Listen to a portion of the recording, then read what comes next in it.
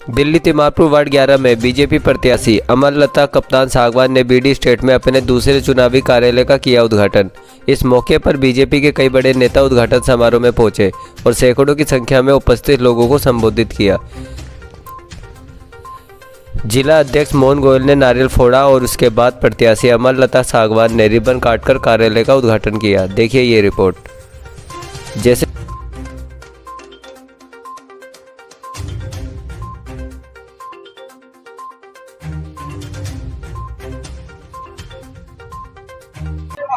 मैं तो कोई चुनौती नहीं मान रही कि वो तो पिछली बार भी खड़ी थी मेरे सामने।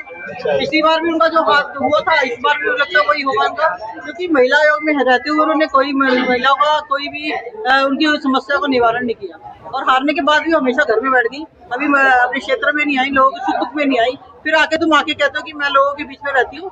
ये तो उनको पता चल जाएगा आने वाले 4-7 तारीख। क्या लग रहा है, क्या किन किन कार्य को लेकर आप वोट मांग रहे हैं, लोगों के बीच आ रहे हैं? देखिए, कार्य में वोट लोगों के बीच में लोगों को पता है कि निगम पार्षद अमरलता सागवान पहले रह चुकी है, उन्होंने कितने कार्य किए हैं।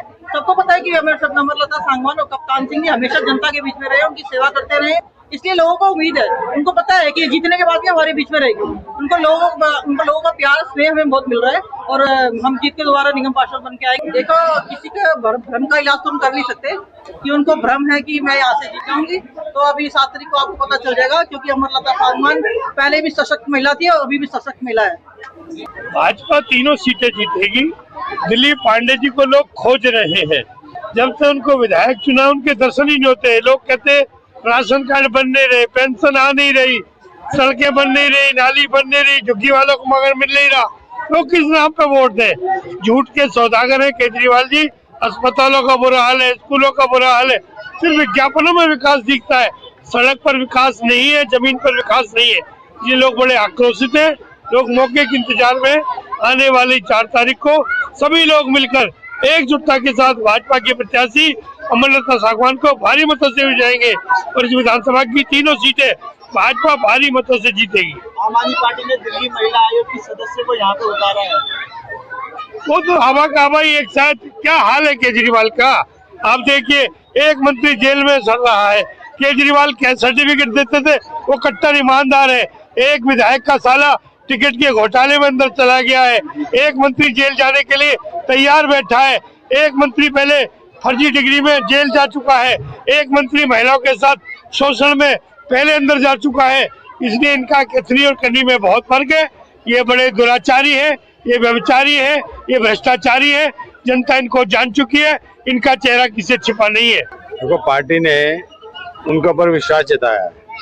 उनके जो कार्यशैली रही है, उन्होंने उनका काम देखकर, जिस प्रकार से पहले भी वो पार्षद रही, जिस प्रकार से क्षेत्र के अंदर उन्होंने अपने कार्य के द्वारा लोगों में अपना मन, लोगों के मन में बसी है जाकर, तो उस कार्य को देखते हुए पार्टी ने उनको इस बार प्रत्याशी बनाया है।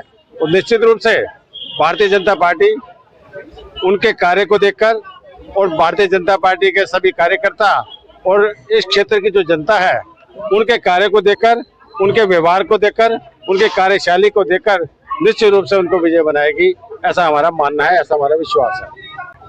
बहन अमरलता सागवान, जो कि हमारे इस क्षेत्र की बेटी भी है, बहन भी है और उसको वो एक विडो भी है, और मैं समझता हूं कि उनके पति का बहुत बड़ा योगदान इस क्षेत्र के विकास के लिए रहा है और आज वो हमारी पार्षद रही हैं। उनके ऊपर वो बड़ी पाक साफ हैं, उनका कार्य अनुभवी है, कार्य करने का उनका अपना अनुभव है और वो इस क्षेत्र के अंदर बहुत सारी चीजों को चेंज कर सकती है। और हमारे इस क्षेत्र में एक बहुत बड़ा चैलेंज है हम लोगों के सामने। मेरे इस क्षेत्र के अंदर 5-6 क्लस्टर्स आते हैं, जिसमें पत्राचार की झुग्गियां, बालकराम की झुग्गियां, संजय बस्ती, इंदिरा बस्ती, विकास इंदिरा और फिर नंदलाल की झुग्गियां।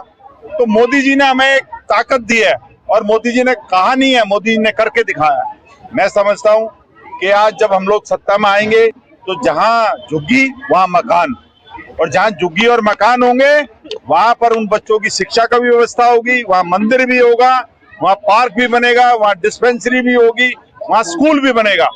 तो ये इतनी बड़ी उपलब्धि अगर कोई दे सकते हैं तो मोदी जी के राज में ही उपलब्धि मिल सकती है। अदरवाइज दिल्ली का जो हालात है वो झूठ बोल के सत्ता बनाता है और बाद में कहता है जैसे मतदान की तारीख पास आती जा रही है वैसे ही बीजेपी प्रत्याशी अमरलता कप्तान सांगवान का जनाधार बढ़ता ही जा रहा है।